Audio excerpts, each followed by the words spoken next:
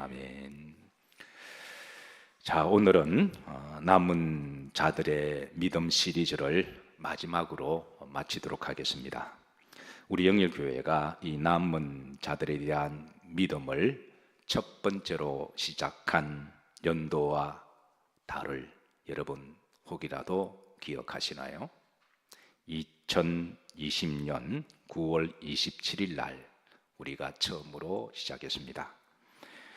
이때가 전 세계적으로 코로나라고 하는 바이러스가 퍼져가고, 그리고 더 무서운 공포와 두려움의 바이러스가 한참 퍼져가던 시기였습니다. 인류는 그동안 한 번도 경험해 보지 못한 이 바이러스로 인해서 불안해했고 두려워했습니다. 그리고 무엇보다도 어쩔 줄 몰라서 당황했습니다.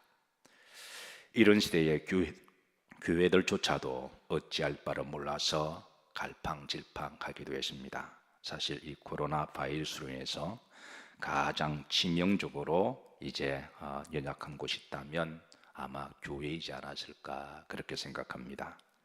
그래서 그때에 한 시대를 신실하게 믿음으로 목회를 하는 목사님들이나 또 신실한 성도님들은 이 시기를 어떻게 견뎌내고 버티고 이겨나갈 것인가를 놓고 기도를 했을 것이라고 믿습니다. 그때 하나님께서 우리 교회에게 주신 감동의 말씀이 남은 자들에 대한 믿음의 시리즈였는데, 그리고 이 말씀을 준비하고 또 함께 나누면서 우리가 깨달은 몇 가지가 있습니다. 첫째, 구약의 시대부터 매 시대마다 매우 어렵고 힘든 시기들이 있었다는 것입니다. 그러니까 우리만 한 시대를 살아가면서 어려운 시기를 겪는 것이 아니라 매 시대마다 우리 구약의 선조들이 살았던, 믿음의 사람들이 살았던 그 시대에도 어쩌면 이 팬데믹보다 훨씬 더 무섭고 두려운 시대를 살아간 분들이 계셨다는 것입니다. 두 번째, 하나님은 매 시대마다 남은 자들을 남겨주셨다는 거예요. 구약부터 이제 말씀을 쭉 묵상하고 이제 연구하면서 비록 그 남은 자들이 소수라고 할지라도 하나님은 그 남은 자들을 통해서 하나님의 영맥을 불씨를 이어가게 하셨는데, 이 남은 자들을 우리가 이제 더 렘넌트라고 말을 하죠.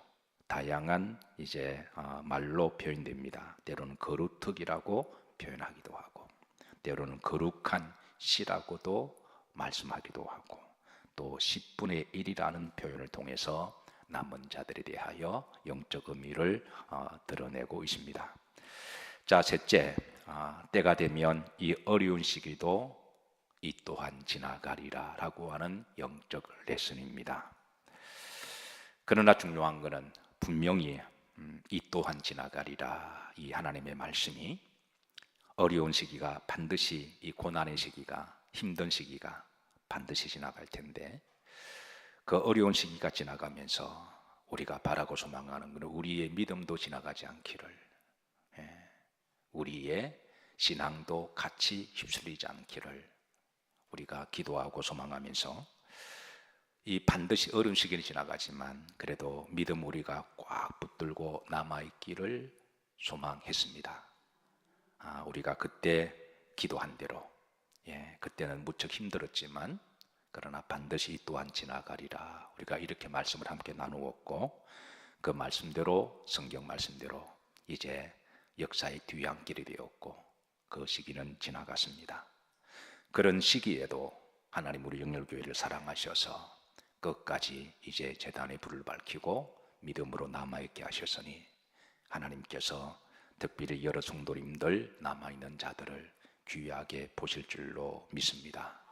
앞으로도 우리가 살아가면서 또 어려운 시기가 올 수도 있습니다. 그게 인류적으로든 아니면 국가적으로든 아니면 개인적으로든 가정적으로든 우리가 반드시 어려운 시기, 고난의 시기, 때로 눈물과 고통의, 때로는 시험의 시기를 맞이하겠지만, 그럴 때마다 우리가 성경의 레슨과 또 우리의 역사의 레슨을 통하여 따라서 하십니다. 이 또한 지나가리라. 그 믿음 붙드시고 어려운 시기를 잘 넘기시기를, 믿음은 꼭 남아 있으시기를 주의 이름으로 축복합니다. 옆으로 인사하십니다. 다시 한번 인사하시죠. 잘 남으셨습니다. 서로 인사하고 축복합니다. 자, 네 번째, 이 팬데믹 코로나 시기에도 우리가 하나님이 주시고자 하는 영적 레슨이 있을 것으로 믿었습니다. 그때 제가 첫 번째 이 말씀을 시작하면서 이 5가지 레슨 중에 4가지 레슨도 함께 나눴는데요. 우리가 고난을 당하는 그 시기는 우리가 Why me라고 하는, 왜 나에게만, 우리가 이렇게 질문을 던지기도 하고 때로는 우리가 낙심하기도 하지만, 그러나 반드시 그 고난의 시기에도 하나님의 레슨이 있다고 하는 사실을 우리가 믿고 그 레슨을 찾아야 하는 시기인 줄로 믿습니다.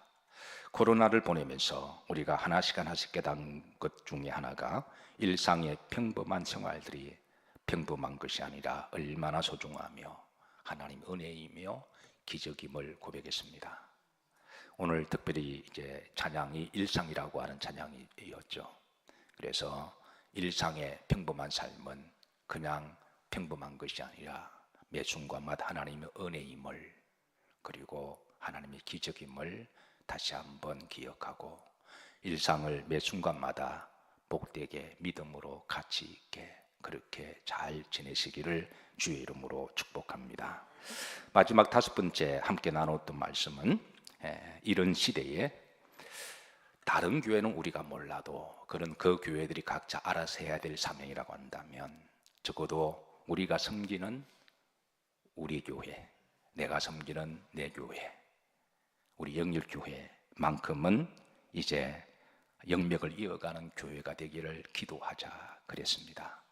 그래서 지금까지 하나님 은혜로 잘 버티고 견뎌와서 우리가 그래도 부족한 점이 많지만 하나님 앞에 그래도 약간의 그래도 믿음으로 우리가 자긍심을 가지게 된 줄로 믿습니다. 자, 이 5가지를 우리가 함께 그때 제가 첫 번째 말씀을 나누고 있어요. 그래서 이 마지막을 마치면서 다시 한번 우리가 함께 나누면서 앞으로도 끝까지 여러분 이제 남은 자들이 되어서 영맥을 잘 이어가시는 이 시대의 거루투기들이 되시고 거룩한 불씨들이 되시기를 주의 이름으로 축복합니다. 자, 마지막 계시록 시대의 남은 자들에 대한 말씀입니다. 계시록에 보면 이 남은 자들에 관한 말씀이 이제 몇 군데가 있습니다.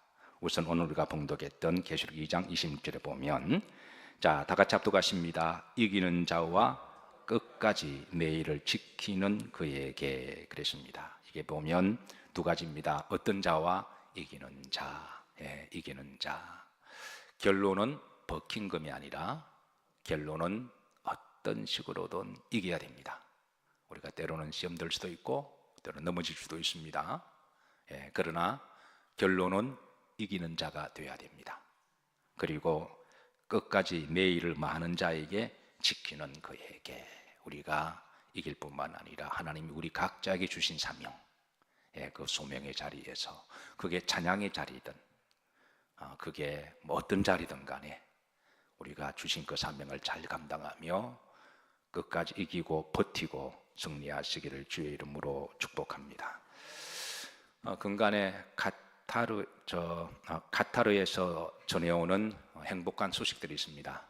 요즘 아시안 컵 때문에 지금 중동 지역을 비롯해서 아시아가 지금 난립니다. 우리나라와 사우디가 축구를 했죠. 누가 이겼나요? 뭐 여러분 뭐 기분 나쁘세요? 우리나라가 몇 대 1로 이겼죠? 2대 1로 이겼습니다. 축구를 잘 안 좋아하시는 분들은 뭐 이렇게 좀 뭐 대면 하겠지만, 축구를 좋아하시는 분들은 특히 국가적인 이 축구 시합은 이거는 남다른 이게 또 이게 은혜가 있고 감동이 있습니다. 어떻게 이겼나요? 처음에는 졌지만 나중에 역전이 되어서 마지막 90분에 1분 정도 놔두고 이제 동점을 넣었죠. 동점을 넣고 그리고 이제 연장전 가서 마지막 한 골을 또 넣어서 우리가 극적으로 이제 정말 드라마틱한 그게 전 세계적으로 이슈가 되어서 지금 평을 하고 있습니다. 여러분 전 세계적으로 축구 팬들이 많아요. 그리고 이제 또 이틀 전인가요? 우리하고 호주하고 했습니다. 누가 이겼나요? 대한민국이 또 이겼습니다. 몇 대 1로 이겼나요? 그때도 2대 1로 이겼죠. 공통적인 건 똑같이 역전이었습니다. 처음에는 1대 0으로 지다가 패스킥이 씻었는데 그때도 마지막 이렇게 몇 분을 놔두고 1분인가요? 우리 박태영 군사님 오늘 저를 바라보는 눈빛이 굉장히 은혜로워요. 이렇게 마치 이렇게 막 말씀을 평소에 저렇게 들었으면 얼마나 좋을까. 굉장히 집중력도 좋으시고 반응도 잘하시고 그냥 이렇게 그리고 또 2대 1로 우리가 이겼습니다. 전 세계에서 축구의 팬들이 난리가 났습니다. 그래서 이제 우리나라 축구를 이끌어서 세상 좀비 축구라고 그렇게 말하더군요. 정말 그 정도 연장을 뛰기가 쉽지 않은데 우리 선수들은 정말 끝까지 목숨을 걸고 뛰는 모습들을 보면서 이제 평론가들은 대한민국 축구를 이제 좀비 축구다. 그렇게 포기하지 않고 끝까지 뛰는 모습에 찬사를 보내고 있습니다. 끝까지 뛰는 게 중요한 거죠. 그리고 이건 우리가 좋아해야 할지 함께 안타까워해야 할지는 모르겠지만 어젠가요? 일본하고 이란하고 붙었습니다. 그리고 일본이 먼저 한 골을 넣었습니다. 그런데 결과는 어떻게 되었나요? 일본이 졌죠. 이란에게 졌습니다. 이거를 좋아해야 될지 함께 애도해야 될지는 모르겠지만 일본의 축구 평론가들이 할 때에 한국처럼 끝까지 뛰고자 하는 그런 저력이 약했다는 거예요. 그래서 패식이 졌던 우리나라는 역전으로 끝까지 정말 손흥민 주장은 정말 죽기 살기로 뛰었다고 이야기하더군요. 그래서 끝까지 열심히 뛰었더니 마지막 1분에 그렇게 골이 터지고 그게 또 역전이 되는, 일본은 반대로 끝까지 뛰지 못해서 결국은 이제 통안에 눈물을 흘리는 그런 모습을 우리가 보면서 우리 신앙도 여러분 때로는 힘들고 어려워도 여러분은 끝까지 믿음으로 뛰시기를 주의 이름으로 축복합니다. 다른 길은 없습니다. 다른 길은 없습니다. 힘들고 어려워도 다시 끝까지 믿음으로 일어나서 뛰는 길 외에는 다른 길은 없습니다. 자, 호주와의 축구가 끝나고 호주의 언론들이 우리나라에 대해서 또 다른 모습을 또 이렇게 광고를 했습니다. 축구가 끝나고 난 다음에 한국 사람들이 앉은 그곳에는 한국 사람들이 그 주변을 깨끗하게 치우고 가더라는 거예요. 봉지를 꺼내서 주섬주섬 쓰레기를 다 줍고 그렇게 가는 모습을 보고, 야, 정말 한국은 수준 높은 나라구나. 그렇게 하면서 경기가 끝나고 축제로 마무리되었을 때 흥분대에서 막 그리 끝나는 게 아니라 주변을 잘 마무리하는 모습을 보고 한국 위상이 다시 한번 찬사를 받는 그런 평을 했습니다. 사랑하는 성도 여러분, 항상 우리 그리스도인들은 마지막을 아름답게 잘 마무리하는 그런 기도를 평소에 해야 될 줄로 믿습니다. 그리고 제발 부탁합니다. 예배 마치고 돌아가실 때 여러분들이 앉은 자리가 깨끗하기를 주의 이름으로 축복합니다. 그리고 교회를 떠나시다가 가시다가도 뭐 하나 이렇게 떨어지거나 뭔가 좀 이렇게 있으면 좀 마무리를 잘 하시고 가신다면 성전이 깨끗한 걸 보고 또 주님이 얼마나 기뻐하실까 그렇게 생각합니다. 자, 26절 말씀으로 다시 돌아갑니다. 이기는 자, 그리고 끝까지 주의 일을 지키는 자들이 바로 마지막 시대까지 남은 자들이 될 것임을 알려주고 있습니다. 계시록 12장 17절에도 이렇게 알려줍니다. 합독합니다. 용이 여자에게 분노하여 들어가서 그 여자의 남은 자손, 그랬습니다. 남은 자손. 그 여자의 남은 자손은 마지막 시대의 신부인 바로 교회와 성도들, 신부와 같은 성도들을 일컫는 영적인 언유법인데요. 자, 그래서 그 남은 신부와 같은 성도가 있을 것임을 알려주고 있습니다. 계시록 14장 12절에도 이런 말씀이 있습니다. 합독합니다. 성도들의 인내가 어디 있나니 여기 있다. 성도들의 인내, 결국은 믿음은 인내죠. 끝까지 참고 주님 오실 때까지 우리가 인내하는 길이 이기는 비기는 줄로 믿습니다.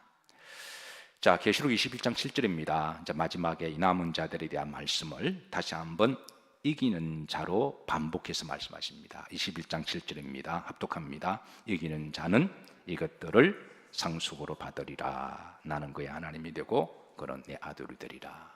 계시록의 마지막을 마치면서 21장 7절에 이기는 자를 다시 한번 강조해 주시고, 그리고 2장 26절에 우리가 처음에 이제 이기는 자와 끝까지 내일을 지키는 자, 여기에 대해서 마지막 시대에 남은 자들이 어떻게 해야 될 영적인 로드맵을 제시를 해주고 있습니다.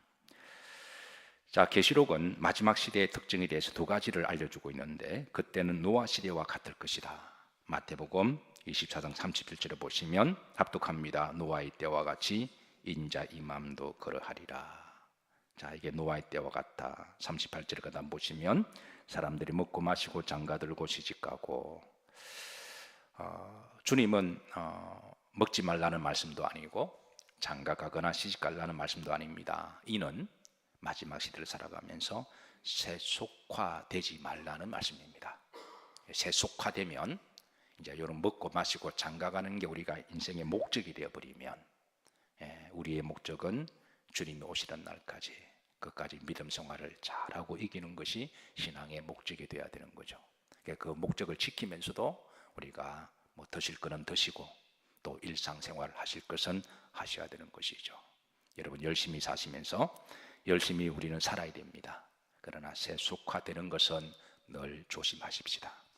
자, 두 번째, 환난과 핍박의 시대도 있을 것임을 알려주고 있습니다. 그러니까 마지막 시대의 영적인 특징은 한쪽에는 세속화가 되고, 우리가 하나님께 축복을 받아서 잘 사는 것은 참 좋은 일입니다. 그런데 하나님이 축복하시고 건강하고 잘 살 때 그때 우리가 교만하지 않고 나태하지 않고 세속화되는 것을 참으로 조심해야 되고, 또 반대로 또 다른 한쪽에서는 또 환난과 핍박의 시대도 있을 것임을 또 일러주고 있는데요.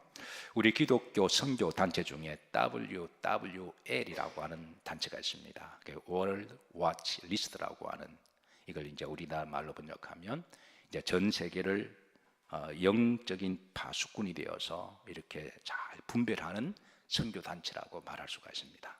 전 세계가 어떻게 돌아가는지 파수꾼의 사명을 가지고 말씀과 성령으로 잘 조명하고 판독해서 그것을 이제 분석하고, 그래서 믿음으로 우리가 진단하고 살아가야 할 그런 선교단체인데요. 이 선교단체의 활동 중에 하나가, 그 중에 한 사역이 전 세계 중에 기독교를 박해하는 곳을 잘 와칭을 해서 이걸 알려주고 기도하는 그런 선교의 내용도 있습니다. 이 단체에서 지난 1월 17일입니다. 그러니까 2주 전이죠. 불과 얼마 전에 이제 전 세계 기독교 박해 지역과 박해 강도와 박해 순위를 발표했습니다. 여기 보시면 세 종류의 컬러가 되어 있습니다. 아주 보기 좋도록. 그러니까 이제 첫 번째 노란색이 있습니다. 이 노란색은 이제 기독교를 인정하지 않는 나라들을 이야기합니다. 기독교를 인정하지 않는 그런 나라, 여기 이제 저 중국도 포함되고 저 위에 이제 몽골도 포함되고, 어쨌든 기독교에 대해서 인정하지 않는 그런 나라들이고, 그 다음에 둘째는 찐 노란색 황토색은 기독교를 믿지 않지만 기독교를 믿는 사람들에게 법적으로 제재를 가할 수 있는, 처벌을 내릴 수 있는 나라입니다. 그러니까 처벌을 내리려면 법적으로 얼마든지 처벌을 내릴 수 있는 나라가 이게 진한 황토색이라고 보면 돼요. 대표적으로도 중국이 여기에 들어가죠.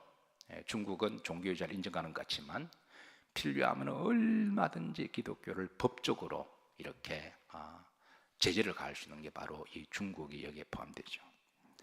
자, 세 번째 붉은색입니다. 이 붉은색은 예수님을 믿는 사람들을 박해하고 처벌하는 나라입니다. 이건 아예 대놓고 처벌하고 필요하면 이렇게 이제 사형까지 시키는 그런 나라인데요. 자, 대표적으로 저 중동 지역의 이슬람 나라가 다 그렇습니다. 그리고 이제 아시아 쪽 끝자락에 여기에 이제 우리나라 위에 있는 북한도 여기에 들어가 있는데요. 자, 이렇게 해서 이게 이제 붉은색 나라 가운데 기독교를 아예 대놓고 예수님을 믿기만 하면 무조건 처벌하고 감옥에 가두고 구타하고 심지어 이제 죽여버리는 그런 순위 중에 1위가 어떤 나라일까요? 이 선교단체 지난 22년 동안에 쭉 통계를 냈습니다. 22년 동안에 출국 1위한 나라가 북한입니다. 2위가 소말리아로 되어 있고요. 3위가 리비아입니다. 중국은 19위입니다. 자, 이 단체에서 발표한 자료에 따르면 아주 높은 수준의 최고의 박해와 핍박을 하는 기독교인들, 그 핍박을 받는 기독교인들의 수가 3억 6,500만 명으로 밝히고 있습니다. 그러니까 우리가 지금 여러분 우리는 하나님이 정말 우리나라를 사랑하시고 보호하셔서 하나님이 우리나라를 보호하사 우리가 만세하는, 국가적으로도 지금 우리나라가 지금 세계사에 많은 부분에 진출을 하고 빛을 발하고 있지만 영적으로도 신앙적으로 예수님을 믿는 사람들 이렇게 안전하게 보호하도록, 그래서 우리는 자유롭게 예수님을 믿다 보니까 우리가 잠깐 좀 비욘드 우리나라를 넘어서 전 세계나 다른 나라를 보면 이렇게 심각할 정도로 박해와 핍박을 받는 나라가 이렇게 많을 줄은 사실은 잘 모르고 살아갑니다. 그런데 그렇게 핍박을 받고 순교적 각오로 당하는 사람들의 수가 3억 6,500만 명으로 지금 노출되어 있음을, 그러니까 전 기독교인들의 비율로 따지면 16명당 1명이 지금 심각한 핍박에 노출되어 있다는 것이죠. 그래서 우리 그리스도인들이 이를 보면서 더욱더 우리가 한쪽으로는 하나님께 감사하면서도 한쪽으로는 우리가 기도해야 될 줄로 믿습니다. 사실 우리 그리스도인들이 신앙생활을 할 때에 반드시 넘어야 할 과제 중에 하나가 내 믿음의 여정에 고난과 환난과 핍박이 찾아왔을 때 이걸 어떻게 우리가 잘 이기고 승리할 것이냐, 이것을 놓고 우리가 기도해야 될 줄로 믿습니다. 물론 우리들이 사는 동안에 그런 일이 없으면 무슨 그런 복을 많이 받아서 없으면 참으로 고맙고 감사할 일이지만 세계는 급변하게 하루아침에 얼마든지 상황이 바뀔 수가 있어서 만약에 그런 시대가 온다고 할지라도 여러분은 끝까지 믿음으로 이기고 지난 팬데믹처럼, 아니 그거보다 훨씬 더한 그런 어려운 시기가 오더라도 우리는 미리미리 지금의 우리가 일상의 삶에 하나님께 감사하면서, 너무 이렇게 예수님을 믿기 좋은 시대, 그러나 한쪽에는 세속화를 우리는 조심해야 되고, 그러나 앞으로 만약에 그런 고난의 시기가 온다면 우리는 미리 기도로 준비하고 잘 이기시기를 주의 이름으로 축복합니다. 자, 다시 한번 계시록 2장 20절 합독합니다. 이기는 자와 끝까지 내 일을 지키는 그에게 만국을 다스리는 권세를 주리라. 시편 119편에 보면 시인도 한 시대를 살아가면서 느닷없이 고난을 당함에 대해서 이렇게 비유합니다. 시인도 이제 어느 시대에 극심한 고난을 당했는데요, 그 극심한 고난을 당했을 때 자신의 처지를 언유법적으로 이렇게 비유합니다. 한번 다 같이 합독할까요? 83절입니다. 합독합니다. 내가 연기 속에 가죽 부대같이 되어 싸우나 그랬습니다. 자, 이게 무슨 말이냐면, 자, 이것은 우리나라 문화권에서는 잘 이해할 수가 없지만, 그러나 이제 유대의 이 문화권 속에서는 이 언유적인 비유가 있습니다. 자, 유대인들의 생활 속에 나오는 일종의 연기 속에 검은 가죽 부대, 연기로 거울러서 아주 이렇게 시커멓하고 칙칙한 그런 아주 보잘것없고 이 가죽 부대를, 이게 이제 어떤 의미냐면 기본적으로 유대인들은 물이나 포도즙을 담는 용기를 가죽 부대로 잘 사용했죠. 이 가죽 부대. 그래서 이 가죽 부대를 만들어 놓고 이것을 부엌에 주로 걸어두었습니다. 그러니까 부엌을 걸어두다 보니까 유목 생활을 하는 텐트 안의 생활이나 또 집에서 가옥에 살 때에 이제 어디를 가든 물을 담고 이 가죽 부대에 물이나 포도즙이나 우유를 담고 이동해야 되니까 이거는 필수 이제 아이템이기도 하죠. 그러면 이제 그것을 보관할 때는 부엌의 높은 데서 보관하다 보면 그 밑에 조리를 하다 보면 밑에서 시커먼 연기가 올라가잖아요. 그 연기가 오랜 세월 동안 올라가면서 이렇게 이 가죽 부대가 시커멓고 그리고 이제 아주 변색되고 보기가 그렇게 걸러지는 그런 모습입니다. 자, 시인은 이 모습을 보면서 지금 자기 처지가 이런 올라오는 그 연기와 불의 뜨거움으로 말미암아 질식해서 죽을 것 같아라고 하는 고난을 지금 그렇게 은유적으로 비유합니다. 여러분, 이 고난에 대해서 이 얼마나 이렇게 적절하고 가슴에 와닿는 비유일까요? 자기의 모습이 지금 시큼 연기로 말미암아 질식할 것 같고 그리고 그 불로 말미암아 벌겋게 달구어져서 숨을 쉴 수 없는 그런 상황을 시인은 내가 연기 속에 가죽 부대 같이 되었다라고 지금 하나님께 기도하는데요. 자, 그래서 그 다음에 말씀 보시면 시인은 구체적으로 이제 어떤 고난의 연기, 이 질식하게 만드는 고통의 연기가 있는지를 드러내는데 84절에 보면 나를 핍박하는 자의 연기가 있음을 기도합니다. 84절에 보면 중반절입니다. 나를 핍박하는 자들을 그랬습니다. 그러니까 나를 핍박하는 자들의 연기로 말미암아 내가 지금 너무 힘들고 어렵다라는 거예요. 자, 그리고 두 번째 85절에 보면 나를 해하려는 자의 연기가 있음을 간구합니다. 후렴절에 보시면 나를 해하려고 웅덩이를 팠나이다. 나를 죽이기 위해서 웅덩이를 파서 그 사람들을 말미암아 내가 두렵고 무섭고 숨을 쉴 수 없는 그런 상황에 있음을 고백합니다. 세 번째 87절입니다. 그들이 나를 세상에서 거의 멸하였으나 나를 멸하려고 하는 연기가 있음을 그렇게 기도합니다. 이렇게 질식하는 그런 환경과 그런 그 고난의 연기로 시커멓게 자기를 숨을 쉴 수 없는 그런 상황을 이제 검은 가죽 부대로 그렇게 자신의 처지를 하나님께 고백하면서 기도하는데, 그러면서 88절입니다. 자, 시인은 이런 상황을 하나님께 기도하고 이렇게 고백합니다. 합독합니다. 주의 인자하심을 따라 나를 살아나게 하소서.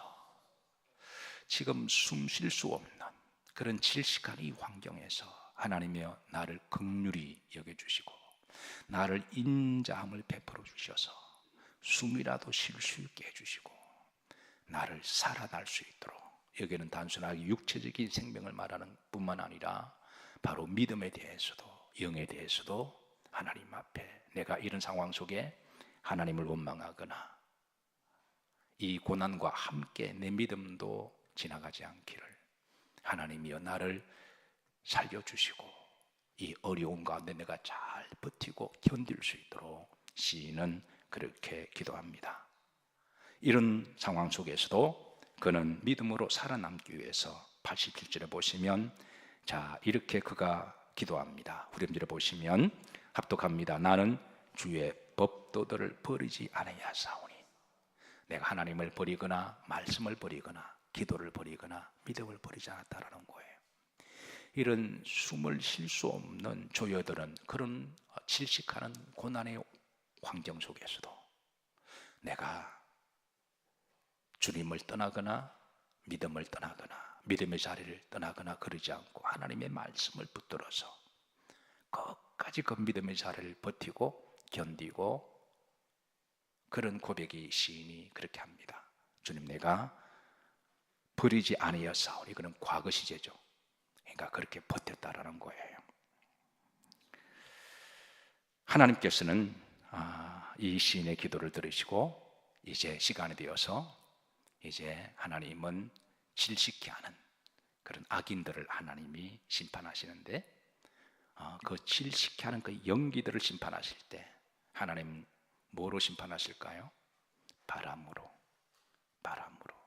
시편에 보면 악인들은 바람에 날리는 기와 같도다. 나를 질식케 하는 아무리 그런 시커먼 연기가 있어도 하나님이 바람을 한번 싹 불게 하시면 그 바람이 또한 지나가게 될 것임을, 이건 하나님의 심판에 대해서 말씀하시는 거죠. 시편 1편 4절에 보면 합독합니다. 악인들은 그렇지 아니하며 오직 바람이 나는 규와 같도다.